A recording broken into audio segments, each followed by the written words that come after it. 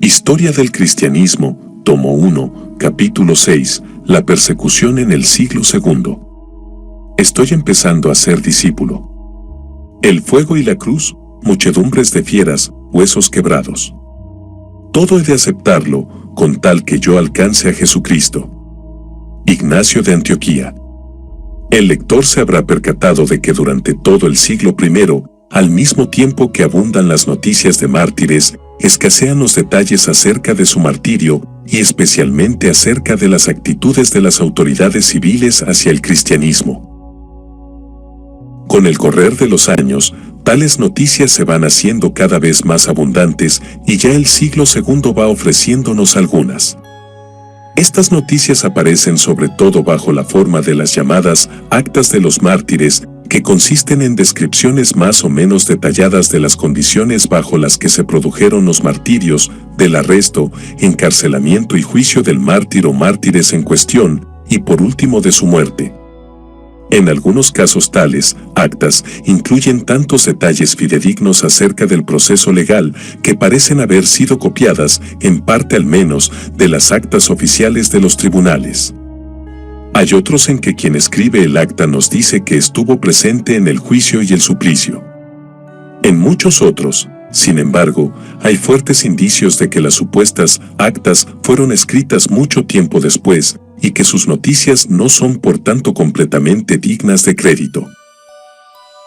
En todo caso, las actas más antiguas constituyen uno de los más preciosos e inspiradores documentos de la Iglesia cristiana. En segundo lugar, otras noticias nos llegan a través de otros documentos escritos por cristianos que de algún modo se relacionan con el martirio y la persecución. El ejemplo más valioso de esta clase de documentos es la colección de 7 cartas escritas por Ignacio de Antioquía camino del martirio, a las que hemos de referirnos más adelante. Por último, el siglo II comienza a ofrecernos algunos atisbos de la actitud de los paganos ante los cristianos, y muy especialmente de la actitud de los gobernantes. En este sentido, resulta interesantísima la correspondencia entre Plinio el Joven y el emperador Trajano. La correspondencia entre Plinio y Trajano. Plinio II el Joven había sido nombrado gobernador de la región de Bitinia, es decir, la costa norte de lo que hoy es Turquía, en el año 111. Todo lo que sabemos de Plinio por otras fuentes parece indicar que era un hombre justo, fiel cumplidor de las leyes y respetuoso de las tradiciones y las autoridades romanas. En Bitinia, sin embargo, se le presentó un problema que le tenía perplejo. Alguien le hizo llegar una acusación anónima en la que se incluía una larga lista de cristianos. Plinio no había asistido jamás a un juicio contra los cristianos y por tanto carecía de experiencia en la cuestión. Al mismo tiempo, el recién nombrado gobernador sabía que había leyes imperiales contra los cristianos y por tanto empezó a hacer pesquisas. Al parecer, el número de los cristianos en Bitinia era notable, pues en su carta a Trajano Plinio le dice que los templos paganos estaban prácticamente abandonados y que no se encontraban compradores para la carne sacrificada a los ídolos.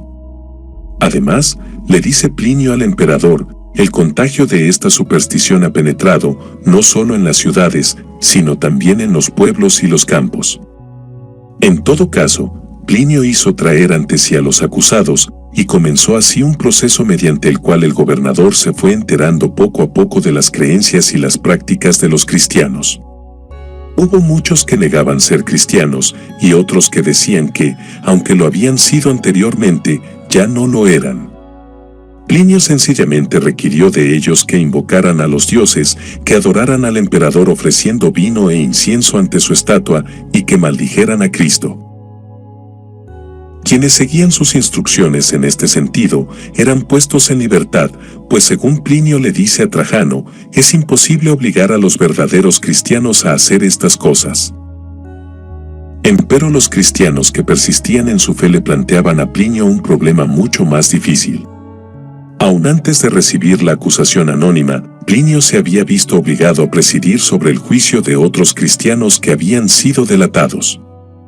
En tales casos, les había ofrecido 3 oportunidades de renunciar a su fe, al mismo tiempo que les amenazaba.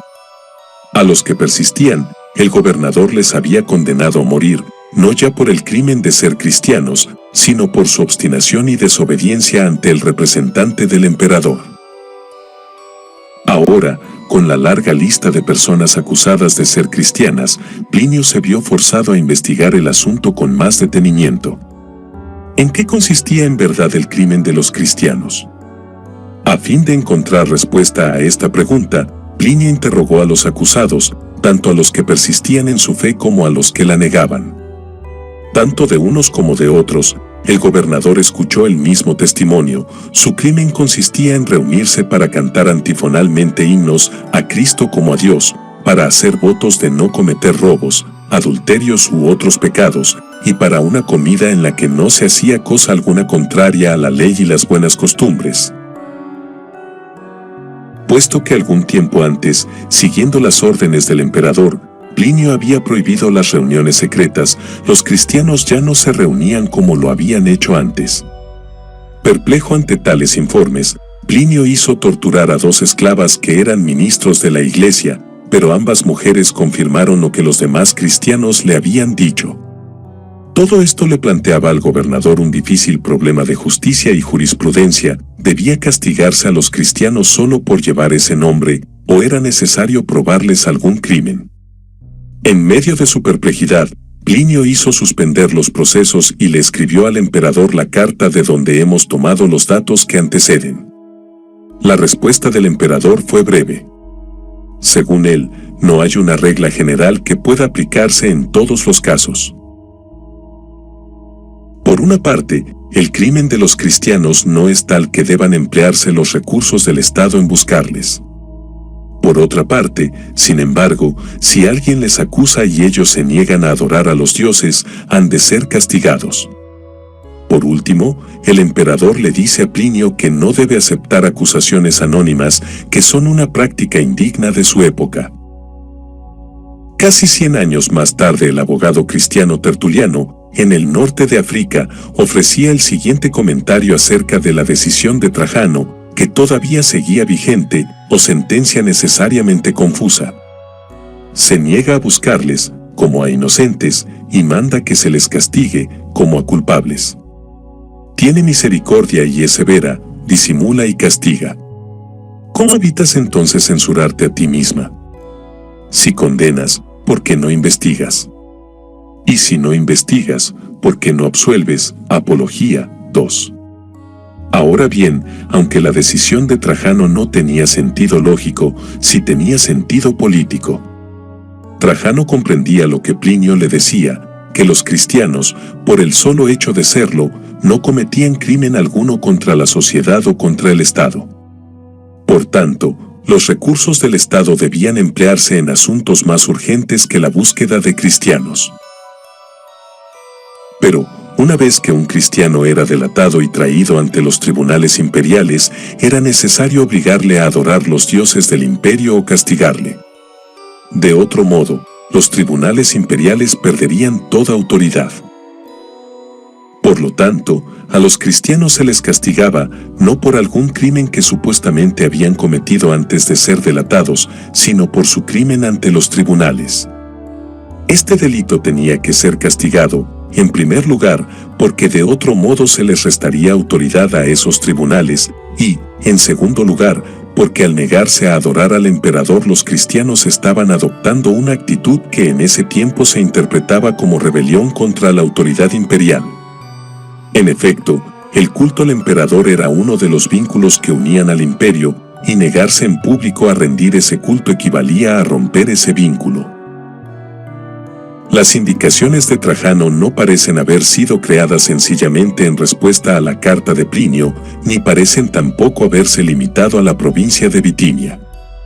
Al contrario, a través de todo el siglo II y buena parte del III, esta política de no buscar a los cristianos y sin embargo castigarles cuando se les acusaba fue la política que se siguió en todo el imperio. Además, aún antes de la carta de Trajano, ya parece haber sido esa la práctica corriente, según puede verse en las 7 cartas de Ignacio de Antioquía. Ignacio de Antioquía, el portador de Dios. Alrededor del año 107, por motivos que desconocemos, el anciano obispo de Antioquía, Ignacio, fue acusado ante las autoridades y condenado a morir por negarse a adorar los dioses del imperio. Puesto que en esos tiempos se celebraban grandes fiestas en Roma con motivo de la victoria sobre los dacios, Ignacio fue enviado a la capital para que su muerte contribuyera a los espectáculos que se proyectaban. Camino del martirio, Ignacio escribió 7 cartas que constituyen uno de los más valiosos documentos del cristianismo antiguo, y a las cuales tendremos que volver repetidamente al tratar sobre diversos aspectos de la vida y el pensamiento de la Iglesia a principios del siglo II. Sin embargo, lo que nos interesa por lo pronto es lo que estas cartas nos dicen acerca del propio Ignacio, de las circunstancias de su juicio y su muerte, y del modo en que él mismo interpretaba lo que estaba sucediendo. Ignacio nació probablemente alrededor del año 30 o 35, y por tanto era ya anciano cuando selló su vida con el martirio. En sus cartas, él mismo nos dice repetidamente que lleva el sobrenombre de portador de Dios, lo cual es índice del respeto de que gozaba en la comunidad cristiana. Siglos más tarde, sobre la base de un ligero cambio en el texto de sus cartas, se comenzó a hablar de Ignacio como el portado por Dios, y surgió así la leyenda según la cual Ignacio fue el niño a quien Jesús tomó y colocó en medio de quienes le rodeaban, Mateo 18:2. En todo caso, a principios del siglo II Ignacio gozaba de gran autoridad en toda la Iglesia, pues era el segundo obispo de una de las más antiguas comunidades cristianas. Nada sabemos acerca del arresto de Ignacio, ni de quienes le acusaron, ni de su juicio. Todo lo que sabemos es lo que él mismo nos dice o nos da a entender en sus cartas. Al parecer había en la iglesia de Antioquía varias facciones, y algunas habían llegado a tales extremos en sus doctrinas que el anciano obispo se había opuesto a ellas tenazmente. Es posible que su acusación ante los tribunales haya resultado de esas pugnas.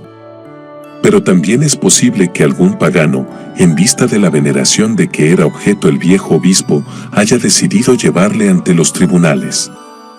En todo caso, por una u otra razón Ignacio fue detenido, juzgado y condenado a morir en Roma. Camino de Roma, Ignacio y los soldados que le custodiaban pasaron por Asia Menor. A su paso, varios cristianos de la región vinieron a verle. Ignacio pudo recibirles y conversar con ellos por algún tiempo. Tenía además un amanuense, también cristiano, que escribía las cartas que él dictaba. Todo esto se comprende si tomamos en cuenta que en esa época no existía una persecución general contra todos los cristianos en todo el imperio, sino que solo se condenaba a quienes alguien acusaba. Por tanto, todas estas personas procedentes de diversas iglesias podían visitar impunemente a quien había sido condenado a morir por el mismo delito que ellos practicaban. Las 7 cartas de Ignacio son en su mayor parte el resultado de esas visitas.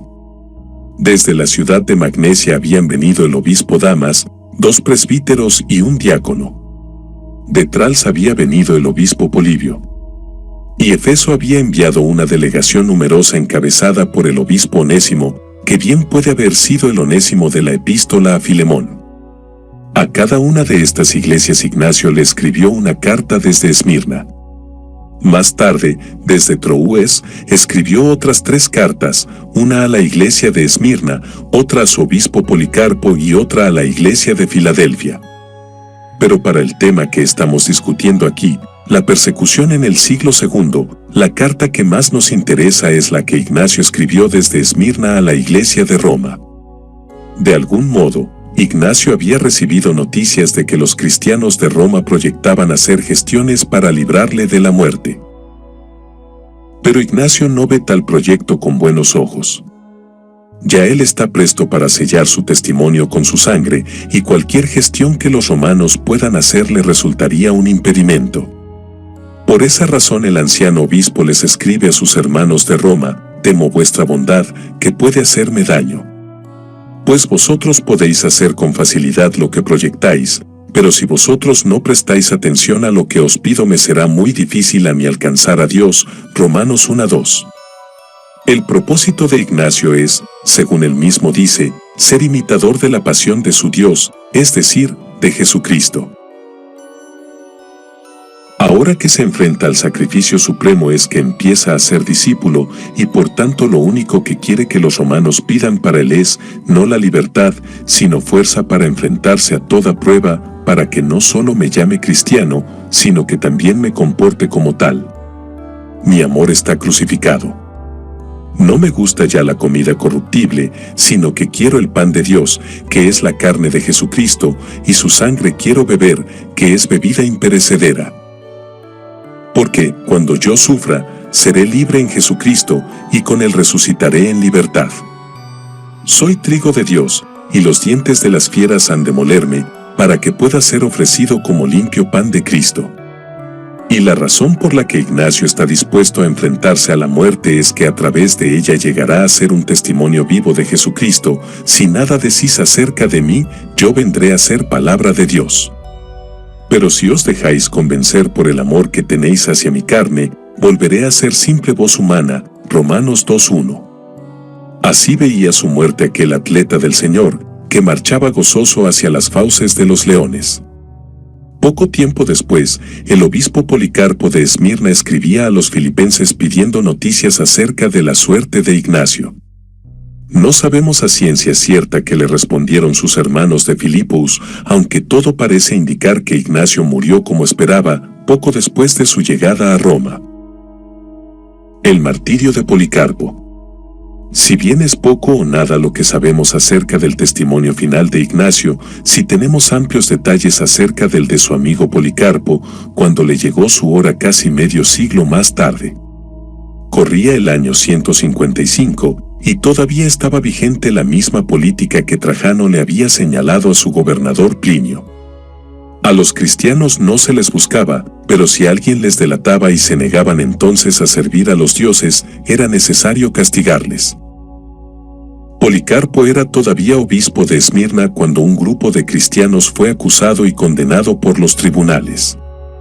Según nos cuenta quien dice haber sido testigo de los hechos, se les aplicaron los más dolorosos castigos, y ninguno de ellos se quejó de su suerte, pues, descansando en la gracia de Cristo tenían en menos los dolores del mundo. Por fin le tocó al anciano Germánico presentarse ante el tribunal, y cuando se le dijo que tuviera misericordia de su edad y abandonara la fe cristiana, Germánico respondió diciendo que no quería seguir viviendo en un mundo en el que se cometían las injusticias que se estaban cometiendo ante sus ojos, y uniendo la palabra al hecho incitó a las fieras para que le devorasen más rápidamente. El valor y el desprecio de Germánico enardecieron a la multitud, que empezó a gritar, que mueran los ateos. Es decir, los que se niegan a creer en nuestros dioses, y que traigan a Policarpo. Cuando Policarpo supo que se le buscaba, y ante la insistencia de los miembros de su iglesia, salió de la ciudad y se refugió en una finca en las cercanías. A los pocos días, cuando los que le buscaban estaban a punto de dar con él, huyó a otra finca.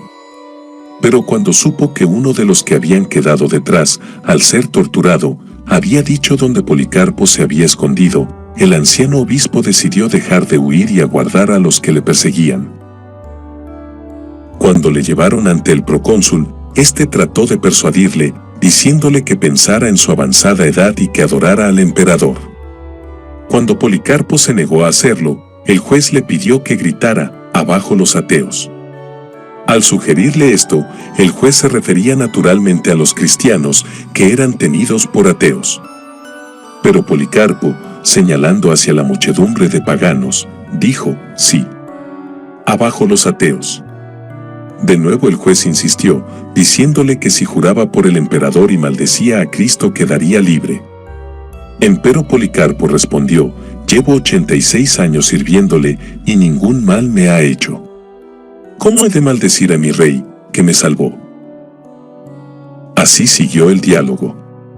Cuando el juez le pidió que convenciera a la multitud, Policarpo le respondió que si él quería trataría de persuadirle a él, pero que no consideraba a esa turba apasionada digna de escuchar su defensa. cuando por fin el juez le amenazó, primero con las fieras y después con ser quemado vivo, Policarpo le contestó que el fuego que el juez podía encender solo duraría un momento y luego se apagaría, mientras que el castigo eterno nunca se apagaría. Ante la firmeza del anciano, el juez ordenó que Policarpo fuera quemado vivo, y todo el populacho salió a buscar ramas para preparar la hoguera.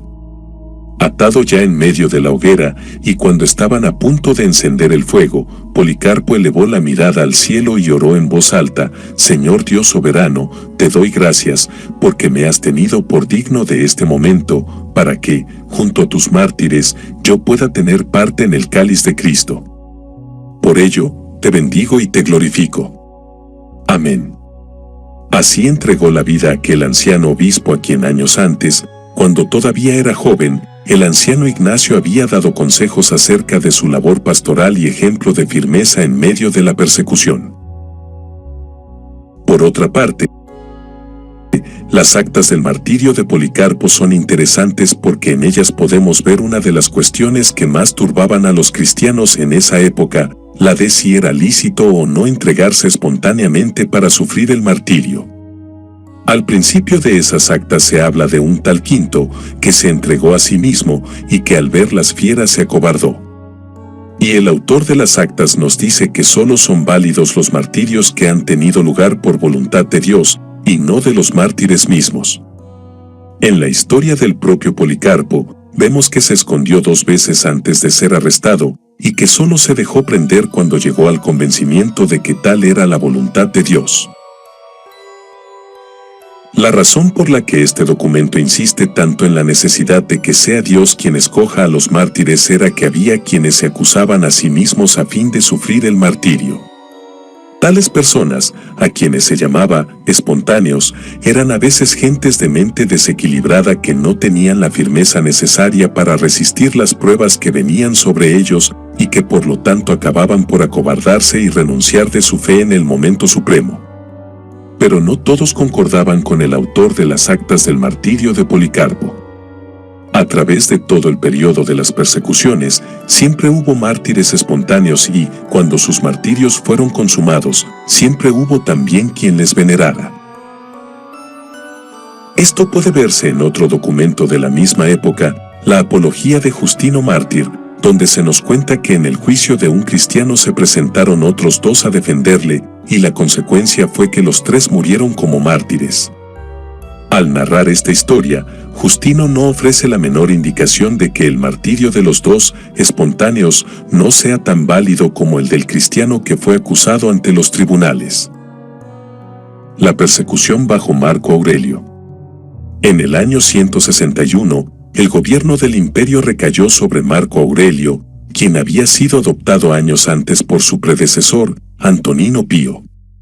Marco Aurelio fue sin lugar a dudas una de las más preclaras luces del ocaso romano. No fue él, como Nerón y Domiciano, un hombre enamorado del poder y la vanagloria, sino un espíritu culto y refinado que dejó tras de sí una colección de meditaciones, escritas solo para su uso privado, que son una de las joyas literarias de la época. En esas meditaciones Marco Aurelio muestra algunos de los ideales con los que trató de gobernar su vasto imperio. Intenta a cada momento, como romano y como hombre, hacer lo que tienes delante con dignidad perfecta y sencilla, y con bondad, libertad y justicia. Trata de olvidar todo lo demás. Y podrás olvidarlo si emprendes cada acción de tu vida como si fuera la última, dejando a un lado toda negligencia y toda la resistencia de las pasiones contra los dictados de la razón, y dejando también toda hipocresía y egoísmo y rebeldía contra la suerte que te ha tocado. Meditaciones 2.5. Bajo tal emperador, podría suponerse que los cristianos gozarían de un periodo de relativa paz. Marco Aurelio no era un Nerón ni un Domiciano. Y sin embargo, el mismo emperador que se expresaba en términos tan elevados acerca de sus deberes de gobernante desató también una fuerte persecución contra los cristianos. Marco Aurelio era hijo de su época, y como tal veía a los cristianos. En la única referencia al cristianismo que aparece en sus meditaciones, el emperador filósofo alaba a aquellas almas que están dispuestas a abandonar el cuerpo cuando sea necesario, pero luego sigue diciendo que tal disposición ha de ser producto de la razón y no de terquedad, como en el caso de los cristianos, Meditaciones 11:3. Además, también como hijo de su época, el filósofo que alababa sobre todo el uso de la razón era en extremo supersticioso. A cada paso pedía ayuda y dirección de sus adivinos y ordenaba que los sacerdotes ofrecieran sacrificios por el buen éxito de cada empresa. Durante los primeros años de su reinado, las invasiones, inundaciones, epidemias y otros desastres parecían sucederse unos a otros sin tregua alguna. Pronto corrió la voz de que todo esto se debía a los cristianos, que habían atraído sobre el imperio la ira de los dioses, y se desató entonces la persecución. No tenemos indicios de que Marco Aurelio haya pensado que de veras los cristianos tenían la culpa de lo que estaba sucediendo, pero todo parece indicar que le prestó su apoyo a la nueva ola de persecución, y que veía con buenos ojos este intento de regresar al culto de los antiguos dioses. Quizá, al igual que Plinio años antes, Marco Aurelio pensaba que era necesario castigar a los cristianos, si no por sus crímenes, al menos por su obstinación. En todo caso, tenemos informes bastante detallados de varios martirios que ocurrieron bajo el gobierno de Marco Aurelio. Uno de estos martirios fue el de la viuda Felicidad y sus 7 hijos.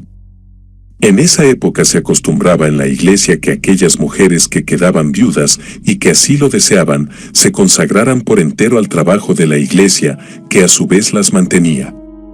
Esto se hacía, entre otras razones, porque en esa sociedad era muy difícil para una viuda pobre sostenerse a sí misma, y también porque si tal viuda se casaba con un pagano podía perder mucha de su libertad para actuar en el servicio del Señor.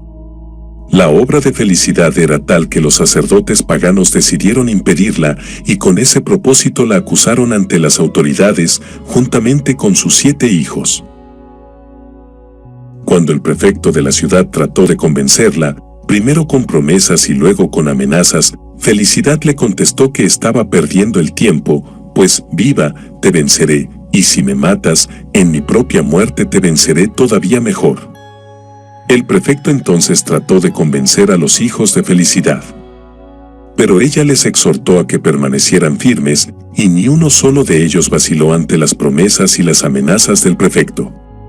Por fin, las actas de los interrogatorios fueron enviadas a Marco Aurelio, quien ordenó que diversos jueces pronunciaran sentencia, a fin de que estos obstinados cristianos sufrieran distintos suplicios. Otro de los mártires de esta época fue Justino, uno de los más distinguidos pensadores cristianos, a quien hemos de referirnos de nuevo en el próximo capítulo. Justino tenía una escuela en Roma, donde enseñaba lo que él llamaba la verdadera filosofía, es decir, el cristianismo. El filósofo cínico Crescente le retó a un debate del que el cristiano salió a todas luces vencedor, y al parecer Crescente tomó venganza acusando a su adversario ante los tribunales. En todo caso, en el año 163 Justino y 6 de sus discípulos fueron llevados ante el prefecto Junio Rústico, quien había sido uno de los maestros de filosofía del emperador. En este caso, como en tantos otros, el juez trató de convencer a los cristianos acerca de la necedad de su fe. Pero Justino le contestó que, tras haber estudiado toda clase de doctrinas, había llegado a la conclusión de que la cristiana era la verdadera y que por tanto no estaba dispuesto a abandonarla. Cuando, como era costumbre, el juez les amenazó de muerte, ellos le contestaron que su más ardiente deseo era sufrir por amor de Jesucristo y que por tanto si el juez les mataba les haría un gran favor. Ante tal respuesta, el prefecto ordenó que fueran llevados al lugar del suplicio, donde primero se les azotó y luego fueron decapitados.